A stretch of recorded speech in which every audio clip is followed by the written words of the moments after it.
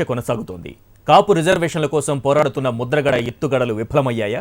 Mudragada latest దీక్షతో కాపు రిజర్వేషన్ల ఉద్యమం కాస్త తుని ఉద్యమంగా మారిందా? అసలు కాపు రిజర్వేషన్ల పోరాటం ఎటు వెళుతోంది?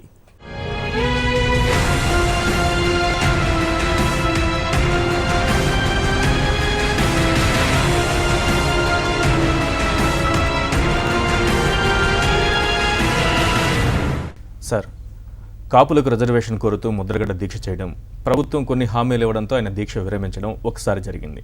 రెండోసారి మళ్ళీ ఆయన ఈ తుని ఘటనలో అరెస్ట్ అయిన వారిని రిలీజ్ చేయాలంటూ మళ్ళీ ఆయన దీక్ష చేపట్టడం, ఇప్పుడు మళ్ళీ ఏవో ప్రభుత్వం ఏదో హామీలు ఇస్తూ ఆయన దీక్ష విరమింపచేయాలనే ప్రయత్నం కూడా చేస్తోంది. ఒకటి కాపులకు రిజర్వేషన్ అంశం ఒకటైతే, తుని ఘటనలో అరెస్ట్ అయిన వాళ్ళని రిలీజ్ చేయాలనేది రెండో అంశం. మొత్తం వ్యవహారం చూస్తుంటే ఈ అంశం కొలిక్కి వచ్చేటటువంటి అవకాశం కనిపిస్తోందా? ఇందులో మూడో అంశం ఏంటంటే ముద్రగడ వ్యవహార సరళి.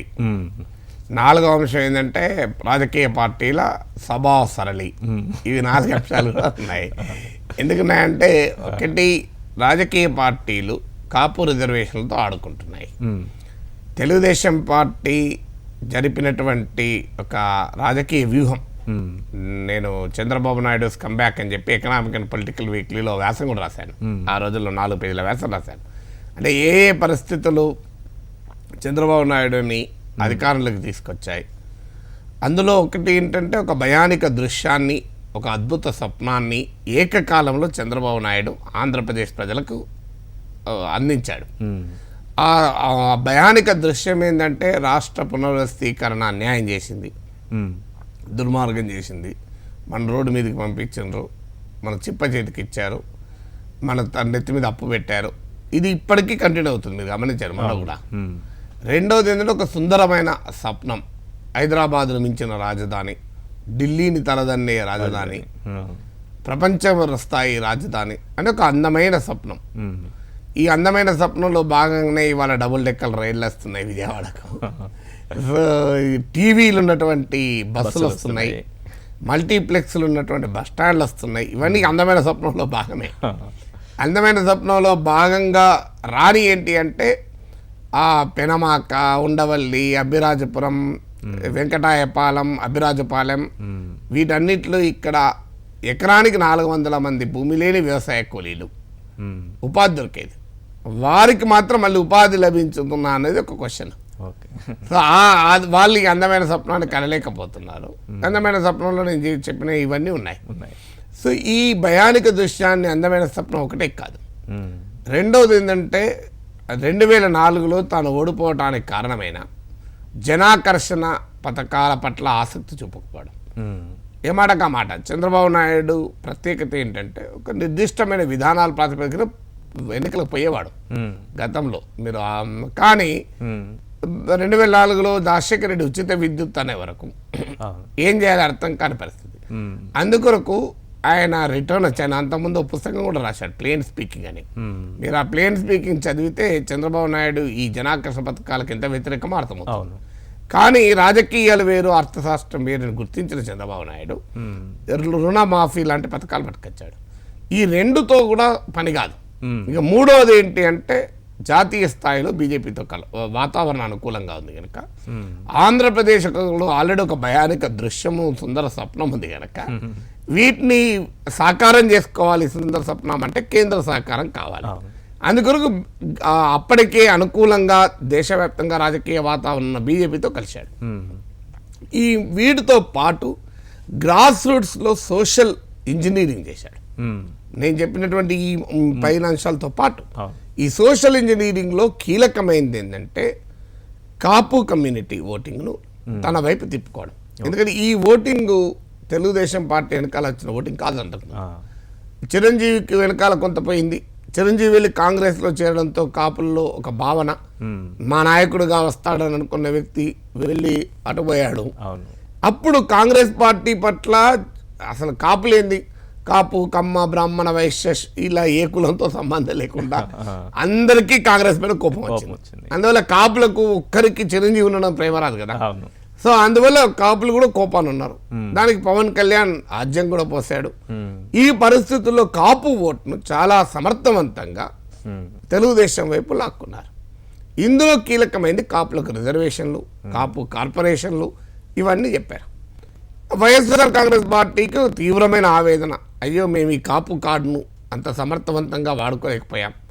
ఎందుకంటే కాపులకు రిజర్వేషన్లు ఇస్తామని చంద్రబాబు నాయుడు అంటే దానిపైన ఒక మేము పరిశీలనా సంఘాన్ని ఇస్తామని జగన్ అన్నాడు. సో పరిశీలనా సంఘం వేసేవాడికన్నా ఇస్తా అన్నోడు బెటర్ కదా అని చెప్పి జనం ఓటేశారు. ఇప్పుడు సహజంగానే ప్రతిపక్షాలు ఉడుకుతున్నాయి. మీరు జగన్మోహన్ రెడ్డి ఈ మధ్య అంటున్నాడు, మీరు గమనించండి, వాగ్దానాలు చేసి గెలిచి ఆయన బాధ అదే. ఇలాంటి వాగ్దానాలు చేసి ఆయన ఓట్లు తెచ్చుకున్నాడు, నేను చేయలేకపోయింది. అందువల్ల ఏమవుతుందంటే ఈ కాపు రిజర్వేషన్లు ప్రతిపక్షాలు కూడా చురుగ్గా తీసుకున్నాయి. ఈ ప్రక్రియలో ఇది కాపు రిజర్వేషన్లు కాపులకు మేలు చేయడం కొరకు కాదు, ఇది తెలుగుదేశంకు మేలు చేసింది కనుక జగన్మోహన్ రెడ్డికి మేలు చేయాలా, కాంగ్రెస్కి మేలు చేయాలా. ఈ ప్రక్రియలో ఒక ముద్రగడ అనే వ్యక్తి ఒకరు వచ్చారు. ఈ ముద్రగడ గతంలో కూడా హిస్టరీ ఏంటంటే కాపుల పట్ల పాజిటివ్గా చూసినప్పుడు కాపుల పట్ల ఖచ్చితంగా నిలబడి మొదటి నుంచి కాపు ఇష్యూస్ రైజ్ చేస్తున్న నాయకుడిగా ఆయనకున్న ఇమేజ్. రెండోది ఏంటి అంటే ఆయన ఇష్టం వచ్చినప్పుడు ఉద్యమం లేపుతాడు, ఆయనకు మళ్ళీ ఇష్టం లేనప్పుడు ఆ ఉద్యమాన్ని చల్లారుస్తాడు. సో ఇది నెగిటివ్గా ఉన్నది అంశం. అంటే రెండు పనులు చేస్తుంటాడు. కాపుల తరఫున ఖచ్చితంగా నికరంగా రాజకీయాలతో సంబంధం లేకుండా మాట్లాడే వ్యక్తి ముద్రగడే. కానీ అదే సమయంలో తన ప్రత్యేక సందర్భాల్లో రాజ్యం పోసి మళ్ళీ తర్వాత చల్లార్చి ఈ క్రమంలో ఏదో ఒక రాజకీయ ప్రయోజనాల వైపుగా పోతున్నాడేమో అన్న అనుమానాలు, ప్రశ్నలు ఆయన వైపు ఉన్నాయి. ఇప్పుడు కూడా అదే ప్రశ్న ఉంది. తెలుగుదేశం వాళ్ళ అనుమానం ఏంటంటే ముద్రగడ అనేది జగన్మోహన్ రెడ్డి కార్డుగా ఉపయోగపడుతున్నాడా, ట్రంప్ కార్డుగా ఉపయోగపడుతున్నాడా అని. సో అందువల్ల అనుమానంతో వాళ్ళు చాలా కఠినంగా ముద్రగడ ఇష్యూ పట్ల ఉన్నారు. ముద్రగడ కూడా కాపుల నాయకుడిగా కాపు ఉద్యమానికే పరిమితం కాకుండా ఆయన ఇంకో అడుగు ముందుకేసి ఓపెన్గా చంద్రబాబు నాయుడు పైన వ్యక్తిగతంగా తెలుగుదేశం పైన విమర్శలు చేశాడు. ఇక చేసిన తర్వాత ఆయన యాంటీ టీడీపీ అవుతాడు తప్ప కాపు ఇష్యూ కాదు. సో ఇది చేసిన ఒకటి. ఇక రెండోది ఏం చేశాడు, 1,00,000 సంఖ్యలో జనాన్ని వచ్చినటువంటి సమావేశంలో నాయకుడికి ఉండాల్సిన, అందులో ముద్రగడ్డ లాంటి అనుభవజ్ఞుడైన నాయకుడికి ఉండాల్సింది ఒక పొలిటికల్ స్టేట్మెంట్షిప్. ఎందుకంటే జనం సర్చార్జ్ అయి ఉన్నారు. మాకు తెలుగుదేశం ఆ వాగ్దానం చేసింది, ఈ వాగ్దానాన్ని నిలబెట్టుకోవడం లేని కోపంతో ఉన్నారు. ఆ జనాగ్రహాన్ని సరిగా మేనేజ్ చేయకపోతే లీడర్ కాదు. అక్కడ ముద్రగడ గారు చేసిన పొరపాటు ఏంటంటే సడన్గా బహిరంగ సభలో ఎవరికీ తెలియదు, ఎవరు ఊహించలేదు, ఏ మీడియా స్పెక్యులేట్ చేయలేదు, ఇంటెలిజెన్స్ పోలీస్ వర్గాలు కూడా బహుశా అంచనా వేసుండరు. సడన్గా టెంపరమెంట్తోని మనం ఇది కాదు, వెళ్ళి రైలు పట్టాల మీదకి వచ్చాలన్నాడు. ఇలాంటి పిలుపులు ఇచ్చినప్పుడు నాయకుడికి పిలుపు మాత్రమే ఇవ్వగలుగుతాడు తప్ప అదుపు మాత్రం చేయలేడు. పిలుపు మాత్రమే ఇచ్చి అదుపు చేయలేనప్పుడు అదుపు తప్పుతుంది. ఎందుకంటే జనం భారీ సంఖ్యలో ఉన్నారు, కోపంతో ఉన్నారు. కాపులకు ఫెరోషియస్ ఫైటింగ్ స్పిరిట్ ఉన్న కమ్యూనిటీ గవర్నమెంట్ మీద కోపంతో రగులుతున్నారు. ఆ కోపాన్ని బాగా ఇంజెక్ట్ చేశారు ఉపన్యాసాలతోని. సహజంగానే ఇది జరుగుతుంది. మరి ఆ దానికి బాధ్యత వహించాలి కదా. ఉద్యమం వేరు, శాంతి భద్రతల విఘాతం వేరు. ఈవెన్ జనైన్ కాజ్ పైనైనా నువ్వు విధ్వంసాన్ని కనుక కారణమైతే ఆ విధ్వంసాన్ని మనం సమర్థించకూడదు. ఎందుకంటే విధ్వంసం అనేది ఉద్యమం కాదు. ఇప్పుడు విధ్వంసం ఉద్యమానికి కూడా నష్టం చేస్తుంది. ఇప్పుడు జరిగింది ఏంటి, కాపు రిజర్వేషన్లు అడుగుతలేడు ముద్రగడ. ముద్రగడ ఎందుకు నిరాదీక్ష చేస్తున్నాడు? కాపు రిజర్వేషన్లకు నిరాదీక్ష చేస్తున్నాడా? కాదు. తుని ఘటనలో కేసులు పెట్టిన వాళ్ళ మీద కేసులు ఉండొద్దు, జైల్లో ఉన్న వాళ్ళు విడుదల చేయాలని. అసలు కాపుల ఇష్యూ పోయింది కదా. ఇప్పుడు నిజంగానే కాపుల ఇష్యూ పైన ఉపవాసం దీక్ష చేస్తుంటే ఇవాళ ఒక పవర్ఫుల్ కాపు ఉద్యమం నడిచేది కోస్తారు. అందువల్ల ఆయనంతట ఆయనే తన చర్యల వల్ల కాపుల ఉద్యమానికి డిమాండ్ కాస్త కాపు రిజర్వేషన్లు కాకుండా తుని ఘటనలో అరెస్ట్ అయిన వాళ్ళని విడుదల చేయాలి. ఆ తుని ఘటనలో అరెస్ట్ అయిన వాళ్ళని విడుదల చేయాలన్నది లక్షలాది మంది కాపుల సమస్యగా కాదు, అది కొద్దిమంది వ్యక్తుల సమస్య. ఈ లక్షలాది మంది కాపులు ఎందుకు రియాక్ట్ అవుతారు? అందువల్ల ఇవాళ కాపు ఉద్యమం కాస్త తుని ఉద్యమంగా మారింది. కాపు ఉద్యమంగా ఉన్నప్పుడు ముద్రగడ్డ వెనకాల వచ్చినటువంటి కాపులు తుని ఉద్యమంలో ముద్రగడ్డ వెనకాల రారు. ఇప్పుడు దీన్ని ముద్రగడ్డ నడిపేది కాపు ఉద్యమం అనకూడదు, మనం ఇది తుని ఉద్యమం అనాలి. సో ఈ తుని ఉద్యమాన్ని నడుపుతున్నాడు కనుక ఇవాళ ఆయన హంగర్ స్ట్రైక్ చేసినా పెద్ద సంచలనం రావడం లేదు. ఏదో అక్కడ ఇక్కడ కొన్ని నిరసనలు అవుతున్నాయి. అందువల్ల ముద్రగడ్డ ఎత్తుగడల రీత్యానే ఫెయిల్ అయ్యాడని నా అభిప్రాయం. దాన్ని జనం తన వెనకాలన్న జనాన్ని సరిగా ఆర్గనైజ్ చేసి నిలబెట్టుకుంటే ఎప్పుడైనా ఎఫెక్టివ్గా ఉంటుంది. ఎప్పుడైనా ఉద్యమ ఎత్తుగడల్లో గుర్తుంచుకోవాల్సింది ఏంటంటే ప్రత్యర్థిపై నువ్వు దెబ్బ కొడితే అది ప్రత్యర్థికే తాకాలి, ప్రత్యర్థి నిన్ను కొడితే జనానికి తాకాలి. ఇప్పుడు ఈయన చంద్రబాబు నాయుడుపై దెబ్బ కొట్టాలు తెలుగుదేశం పైన, అది ఆయనకే తాకింది కాపు రిజర్వేషన్ అన్నప్పుడు. ఇప్పుడు అది కాపు ఉద్యమం కాస్త తుని ఉద్యమంగా మారిన తర్వాత ఏమైందంటే చంద్రబాబు నాయుడు ప్రభుత్వం దెబ్బలు కొడితే అది ముద్రగడకే తాకుతుంది, కాపులకు తాకడం లేదు. ముద్రగడకే తాకే వరకు ఏమవుతుంది, ఆ పొలిటికల్ స్ట్రైకింగ్ పవర్ ముద్రగడ ఉద్యమానికి పోయింది. ఇది స్వయంకృత అపరాధం ముద్రగడది. ఇది స్వయంకృత అపరాధంతో పాటు ప్రభుత్వం వ్యవహారం ఉండొచ్చు, లేదని అంటలేదు. అందువల్ల ఇది ముద్రగడకు సంబంధించినటువంటి అంశం. ఆయన ఏం చేస్తాడనేది ఒకవైపు సిబిసిఐడి విచారణ జరుగుతోంది, ఇటు వైఎస్ఆర్ సిపిఎం సిబిఐ విచారణకు కోరుతోంది. అయితే ముద్రగడ సిబిసిఐడి విచారణ సరిపోతుంది అంటూనే విచారణ సాగించొద్దనడం, అరెస్ట్ అయిన వాళ్ళని అరెస్ట్ చేయొద్దనడం, ఇవన్నీ చూస్తుంటే ఎట్లా కనిపిస్తుంది సార్? విచారణ సాగాలని రేపు ఎవరైనా నేను హింసాకాండ చేస్తా, మీరు విచారణ జరిపించద్దు, కేసులు పెట్టద్దు, ఇందులో ఇంకో మతలం ఉంది. ఇది రైల్వే ప్రాపర్టీ నష్టం చేశారు, అది రైల్వే పోలీసులు. ఇప్పుడు ఎవరైనా మళ్ళీ చెప్పేది ఒకటే, ప్రజా సమస్యలపైన ఉద్యమాలు చేసే హక్కు పార్టీలకు ఉంటుంది, పౌర సమాజ ప్రతినిధులకు ఉంటుంది. కానీ ఆ ఉద్యమం కాస్త హింసాకాండగా మారితే అది ప్రజా సమస్య కాదు, అది ప్రజా ఉద్యమే కాదు. ప్రజల మద్దతు ఉన్న ఎవరు కూడా హింసకు పాల్పడకూడదు, పాల్పడరు. కానీ వెనకాల వేలాది మంది జనం ఉండగా హింస ఎందుకండి? హింస ఎవరు చేస్తారు? జనము లేని పరిస్థితుల్లో ఇక ప్రభుత్వాన్ని ఏం చేయాలో అర్థం కాక రాయిస్తుంటాడు. వెనకాల జనం ఉన్న రాలిసడం ఎందుకండి? జనమే చాలు కదా. నిజంగానే 1,00,000 మంది రోడ్డు మీద 5 రోజులు నేను నిరాదీక్ష చేస్తా, ముద్రగడతో పాటు మేము కూడా 1,00,000 మంది నిరాదీక్ష చేస్తాం అనుకో, ఏమవుతుంది? ఆటోమేటిక్గా ప్రభుత్వాలు దిగి రావాలి. ప్రజాస్వామ్యంలో ప్రజా సమీకరణకు ప్రభుత్వాలు దిగి రావాల్సిందే. జనము పెద్ద ఎత్తున రంగంలోకి దిగినప్పుడు ఆటోమేటిక్గా ఏ సమస్య అయినా విజయవంతమవుతుంది. కానీ జరిగింది ఏంటి అంటే అది ఉద్యమంలాగా నడపకుండా ఉద్రిక్తతలాగా నడిచింది. ఉద్యమం కాస్త ఉద్రిక్తతగా మారినప్పుడు, కాపు ఉద్యమం కాస్త తుని ఉద్యమంగా మారినప్పుడు, కాపు రిజర్వేషన్లు అనే డిమాండ్ పోయి విడుదల కేసుల విత్డ్రాల్ అనే డిమాండ్గా మారినప్పుడు ఇవాళ జరుగుతున్నటువంటి వ్యవహారం. అయితే ఇక్కడ ఇంకొక అంశం, రాజకీయ పార్టీలు కూడా ఇవాళ సమాధానం చెప్పాలి. తెలుగుదేశం పార్టీ సమాధానం చెప్పాలి కాపు రిజర్వేషన్ల వాగ్దానం చేసినందుకు. కాపు రిజర్వేషన్ల గురించి తెలుగుదేశాన్ని నిలదీస్తున్న వైఎస్ఆర్ కాంగ్రెస్ పార్టీ కూడా సమాధానం చెప్పాలి, బీజేపీ కూడా సమాధానం చెప్పాలి. ఇవాళ కాపు రిజర్వేషన్లు సాధ్యమా?